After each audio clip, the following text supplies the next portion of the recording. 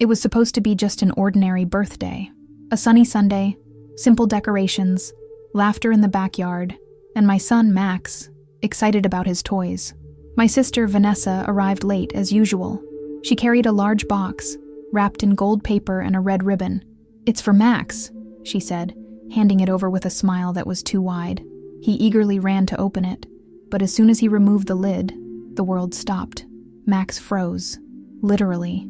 His hands still clutched the torn paper, but his face paled as if he'd seen a ghost. He looked at me, then at the box, and then, without blinking, he whispered, "Mom, call the police." That chilled me to the core. I'd never heard that tone in his voice. It wasn't shock. It was genuine dread. Share this story to reach further. Subscribe to the channel. Share this video on WhatsApp and leave a comment telling me where you're listening from. I'll be very happy to read each comment.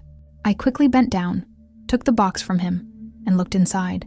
It was some kind of diary, black, untitled, with an old chain around it. There was also a key, small, old. But what frightened me most was the note taped to the lid. "It's time to know the truth," written in my sister's handwriting. I looked at her, trying to understand, but she just smiled, as if nothing was strange. Max pulled away, trembling. "She knows, Mom. She knows everything." I didn't understand what he meant at first, but something about that gift had triggered a deep fear, and I knew this wasn't just a game. It wasn't a prank. It was a sign, a warning, and maybe a buried secret resurfacing. I took Max inside and locked the door. He was pale, his hands cold. "What did you see?" I asked, but he shook his head. "I can't tell you. Not yet. You need to read it. It's all there." I still couldn't believe it. Vanessa was my sister. We had our differences, but she would never do anything dangerous, right? I stood alone in the kitchen with the diary in my hands. It looked old, worn, but carefully kept. The key fit perfectly on the chain. I looked out the window. Vanessa was chatting with our cousins as if nothing were happening. That image confused me. How could someone hide something like that and still smile? Something was very wrong. I opened the diary with trembling hands. On the first page, there was only one sentence. "Max shouldn't exist." My stomach turned. I read the sentence again. It was Vanessa's handwriting. It was more than disturbing. It was personal. It was cruel. And it was just the beginning. I kept turning the pages, my heart racing with each line.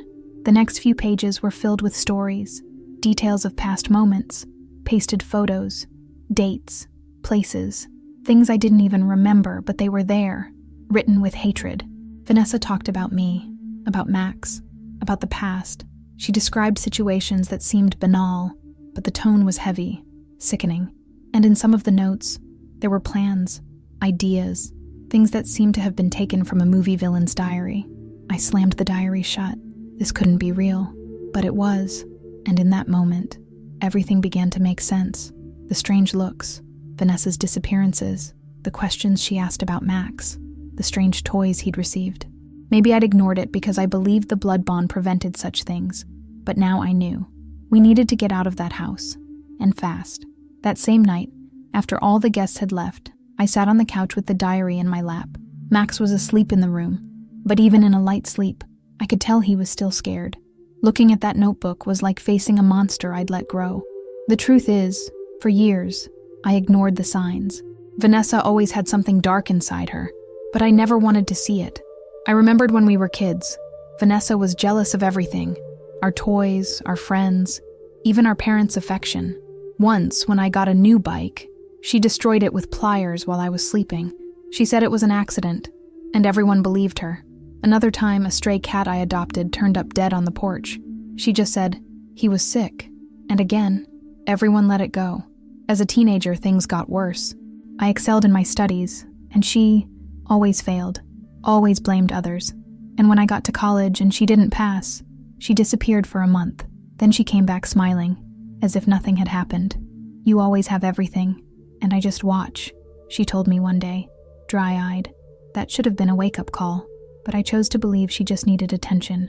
And then came Max, a son I had alone, after a difficult relationship, a son she never visited in the hospital, whom she never held as a baby, whom she ignored on birthdays.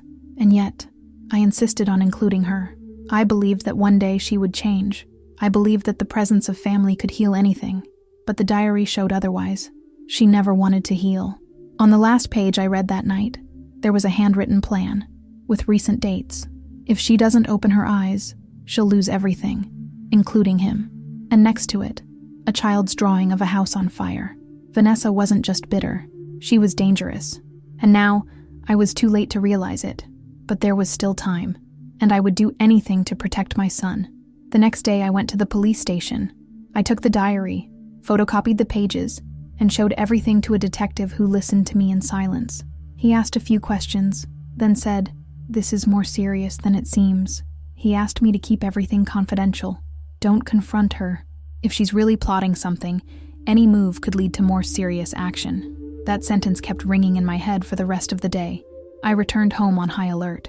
I locked the doors, checked the security cameras, and even put an extra lock on Max's room. I tried to remain calm in front of him, but inside, everything in me screamed. Every noise at the gate, every message on my phone, every shadow at the window made me jump. It was like living with an invisible time bomb, and at any moment, it could explode. Vanessa texted me that night. "I hope Max liked the gift." That was it. But the coldness of her words chilled me. She knew I'd opened the diary, and now she wanted to play on my fear. I almost responded. I almost joined in, but I held back, because now everything needed to be done intelligently. She was unstable, unpredictable, and I needed to be stronger than my panic. I told my father everything. He was shocked. He said he'd always thought Vanessa was intense, but that was just a brotherly thing. Now he blamed himself for not doing anything. "She wasn't like that, not when she was little," he repeated. But the truth is, no one ever really paid attention. Everyone pretended her outbursts were normal, that the problem would go away. But it didn't. It grew, and now it was in our hands. The next morning I got a call from Max's school. He hadn't arrived, and the van driver said he wasn't home when he came to pick him up. I ran out and broke down his bedroom door, and what I found was a note on his pillow, written in the same handwriting as the diary. "Now you will open your eyes." My body froze. My son was gone, and I knew exactly who was behind it. My heart felt like it was about to stop. Max's room still smelled of childhood, but now it was blanketed in a screaming silence. The pillow, with that cruel note, was a sight I'll never forget. The blankets were tucked in. The lamp was on. Nothing was out of place, except his absence, and that shattered everything inside me. My breath became shallow. My body trembled. I couldn't think. I picked up my cell phone with trembling hands and dialed the police station. "My son is missing. I know who took him. My sister." The operator tried to calm me down, asking me to breathe, to give the address, the details. Everything seemed to be happening in slow motion, but my head was on fire. Pain and fear mixed together, creating a knot that seemed impossible to untie. I kept repeating, "She took him. She took my son." As the police arrived at the house, my mind raced with possibilities. I remembered the diary, the threats, the drawings. Each page now felt like a dark prophecy. I called Max's father, even after years of no contact. He answered, startled. "She disappeared with our son," I said, and for a second, there was no answer. Then, all I heard was, "Tell me where you are. I'm coming now." The police arrived within minutes. They began searching the room, took the note as evidence, and requested security cameras from the street. A neighbor reported seeing a car parked earlier, with no license plate visible, and something inside me knew. Vanessa had planned this in advance. This wasn't impulse, it was execution, and that made it all the more dangerous. She was one step ahead, and we were running out of time. The detective looked at me and said, "If she's moving, we need a pattern, something that tells us where she might go. Think, anywhere that has meaning for her, or for both of you." And that's when my memory returned to a place I'd avoided for years. Our childhood cabin, a forgotten, isolated place where no one went anymore, a place where everything started to go wrong between us, and maybe where it was all about to end. That cabin was almost 2 hours from town, near the lake where our grandfather used to fish, a place no one had visited since he passed away, a place where Vanessa once went missing for hours when we were children. After that, she never wanted to go back, or so she said. But now, it made sense. It was the perfect hideaway, isolated, familiar, and filled with distorted memories of the past. We got in the car with the police and drove there in convoy. On the way, I remembered a specific afternoon. Vanessa and I had gotten into a fight, and she pushed me off the pier. I hit my head. I was unconscious for seconds. And when I woke up, she was sitting next to me, repeating, "You were gone for a second. I thought I'd lost you." Only now did I understand that it wasn't worry. It was fear of having gone too far.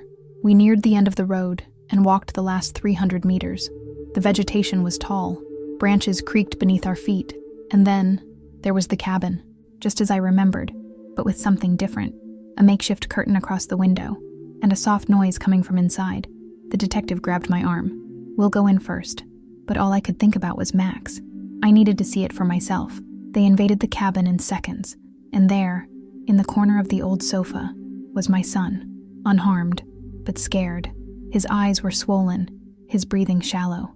I ran to him, hugging him so tightly he felt like he would fall apart in my arms. He was crying. I was crying, and for a second, everything disappeared, until I heard screams coming from the locked room in the back. It was her, Vanessa, screaming incoherent words, laughing, then crying, then silence. The police entered the room. She was sitting on the floor, staring at the wall, holding the diary. She saw everything. She always saw, and she never did anything. She repeated. The handcuffs came next, but she didn't resist. She just whispered incoherent sentences, as if she were in another time. And I just wanted to get my son away from there, away from that place, away from her, and away from the childhood we pretended was normal. We took Max straight to the hospital. Physically, he was fine, but emotionally, his eyes weren't the same. He didn't want to speak. He just held me tightly, as if he were still trapped somewhere no one could reach. "She told me you were going to leave me," he whispered in my ear. It destroyed me. Vanessa had planted fear in him, fear of me, fear of being abandoned. The doctors said he needed calm, time, psychological support. And I blamed myself for every second I hesitated before distrusting her, for letting that woman get too close, for ignoring what my instincts had been silently screaming at me for years. But guilt doesn't heal. I knew that, and now, all I could do was be by his side, patiently, presently, with a love that can't be explained, only proven.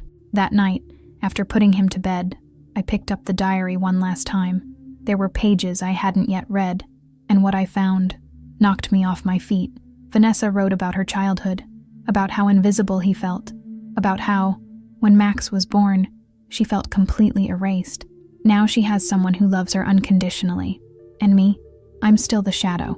These were the words of someone broken, but also of someone who never asked for help. I felt a mixture of pity and anger, because she was my sister. And maybe, if at some point in our lives, someone had asked how she was really doing, none of this would have happened. But that doesn't justify what she did. Nothing justifies it. She hurt my son. She planned it. She executed it. And she played with the trust of those who should have protected him most. And that has consequences. The police kept Vanessa under observation. The psychiatric report indicated serious disorders. She would be tried, but with a mental evaluation. My father cried when he heard. "Where did we go wrong?" he asked me. I didn't answer, because it wasn't a one-time mistake. It was a lifetime of silence. And now, everyone was screaming at once. Max began therapy. In the first few sessions, he remained silent. Then he began drawing. And it was in his drawings that his fears began to surface. Houses on fire, dolls with colorless eyes, and in the center of it all, a figure with long hair and a vacant expression. "That's Aunt Vanessa," he would say. "She said strange things. She said you only wanted me because you had no one else." It was as if Vanessa wanted to redefine the love between me and my son, as if she needed to destroy it to feel at peace. It was distorted, but also deeply unhealthy. The therapist explained that Max probably wouldn't trust women for a while, that it would take months, maybe years to heal. But most importantly, he still had me, and I was here. I started attending sessions with him. During the exercises, the therapist made us relive small moments of safety. Hugs, stories, songs we sang together. Each fragment was an attempt to rebuild the bond that pain had shattered, and little by little, the sparkle in his eyes returned. Slowly, but it returned, and that was all I needed to move forward. I received many messages, from friends, from family, from neighbors. Some said they were shocked. Others apologized for never having noticed anything. But what really struck me were the strangers. People who heard the story on local TV and said, "My sister is like that too. My aunt did this to my cousin." No one ever believed me. That's when I understood. What we experienced wasn't an isolated incident. It was a collective silence.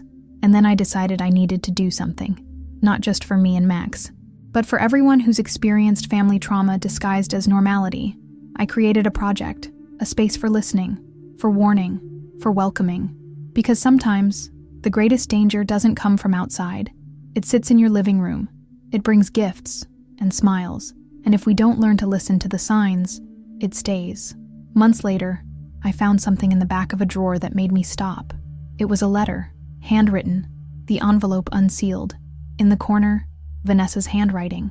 She never gave it to me. He probably wrote it before everything happened. Maybe it was a confession, maybe a warning. With trembling hands, I opened it slowly. And the first sentence cut me to the quick. "You never wanted to see me." She spoke of envy, but not in a boastful way, in a sinking way. She said every achievement of mine was a reminder of what she never was. "You had brilliance. I had shadows." And then came Max's name. "He's perfect. So perfect that he made me feel even dirtier inside. It's not his fault, but I hated everything he represented." I cried. With anger, with pain, with mourning for someone who was still alive, but so far away. The letter oscillated between hatred and need, as if it begged to be seen, but also wanted to be punished. "If one day everything falls apart, at least you'll know I tried to get attention. You only see tragedy when it explodes." That phrase echoed within me for weeks, because it was true. We only react when the damage can no longer be undone. I didn't reply. It wouldn't make sense, but I kept the letter, not as a reminder of what she did, but as a symbol of what we ignored for years. Maybe if someone had heard Vanessa's silent screams, everything would have been different. Or maybe not, but now, it was too late. And all that was left was to stop any more children from growing up in silence.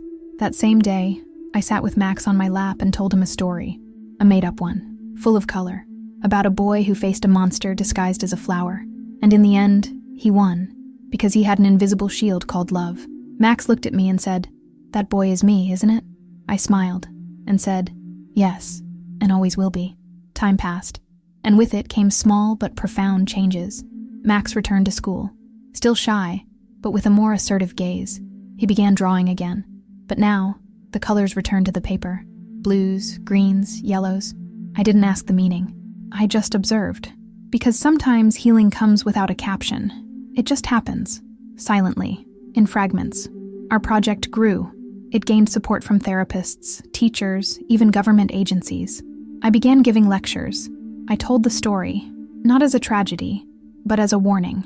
I spoke of Vanessa, of Max, of myself, and I said, danger sometimes sits at the table with us. The silence in the audience told me everything.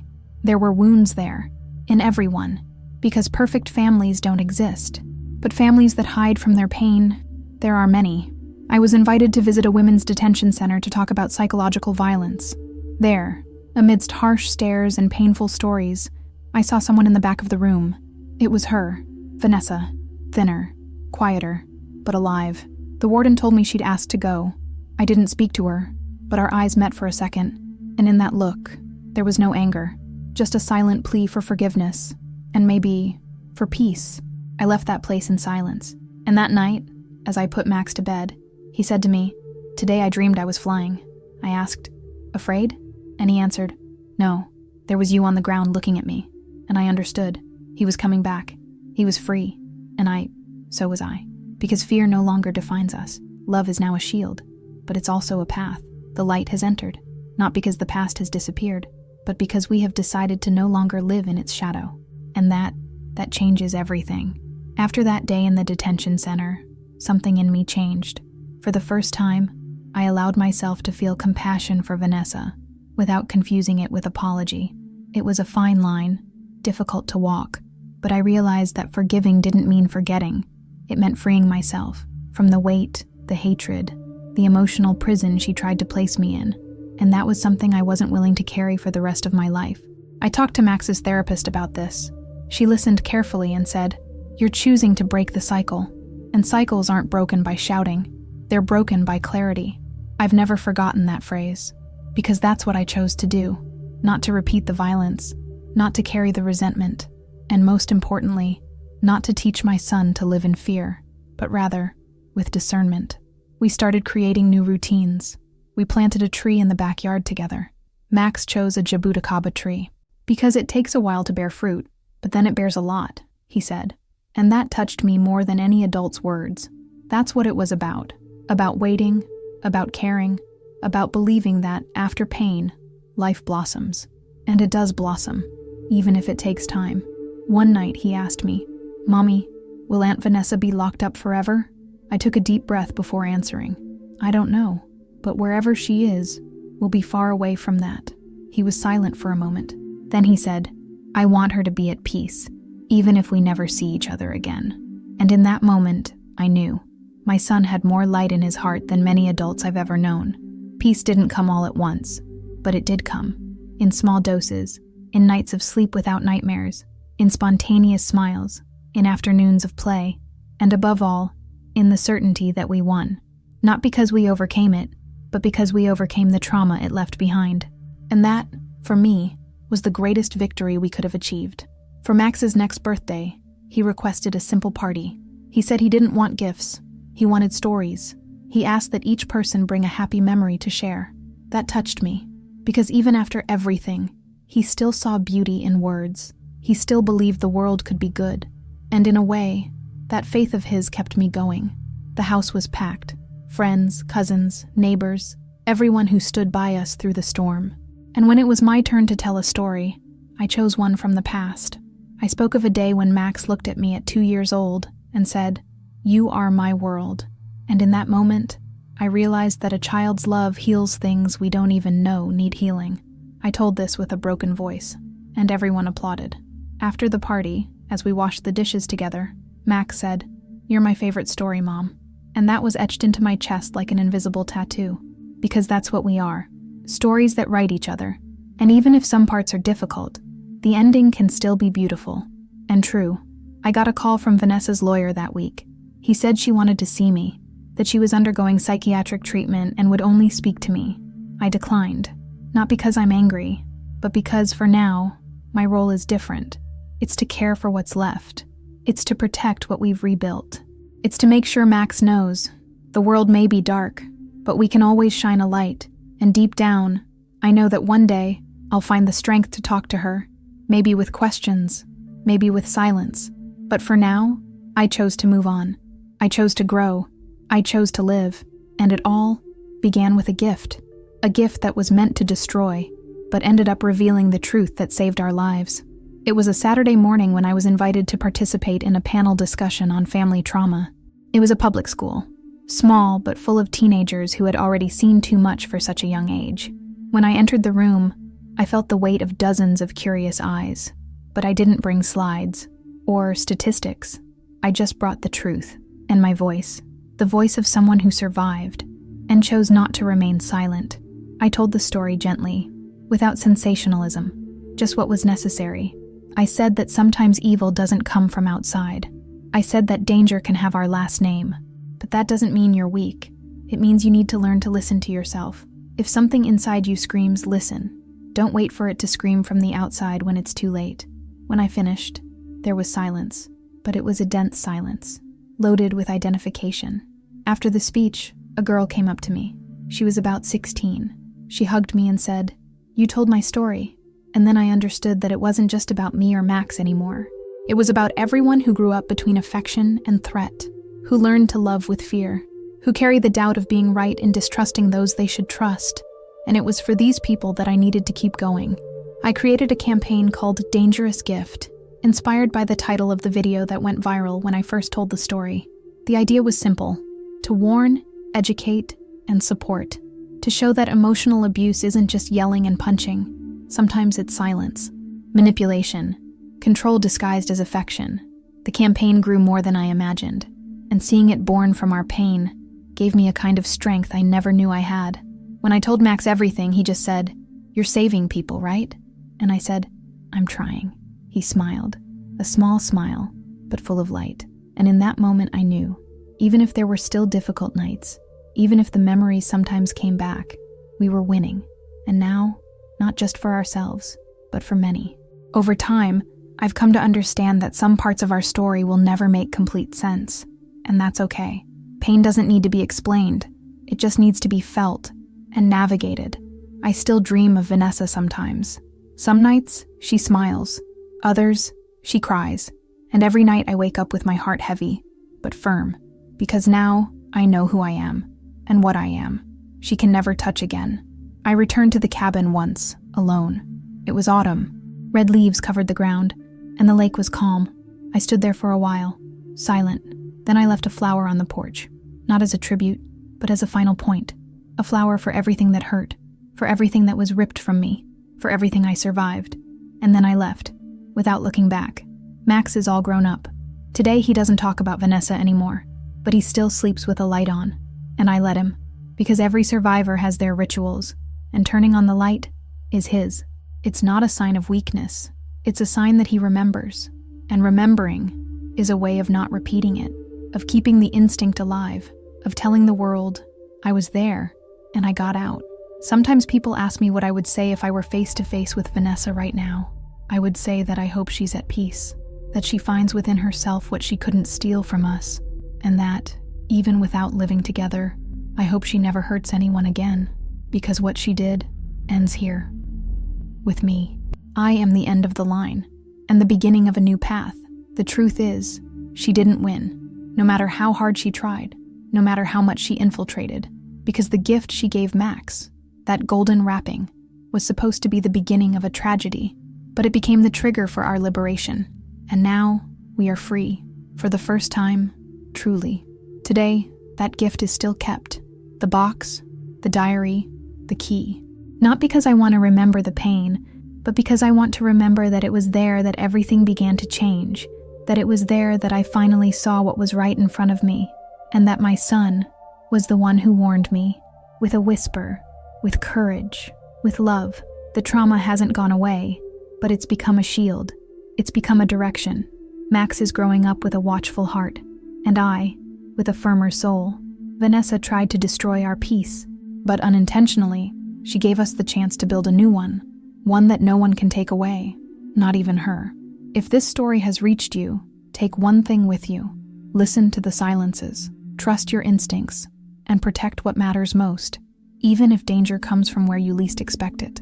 If this story touched you, subscribe to the channel, share it on WhatsApp, like it, and comment where you're listening from. I read everything. And remember, what seems like a gift sometimes is just a warning in disguise.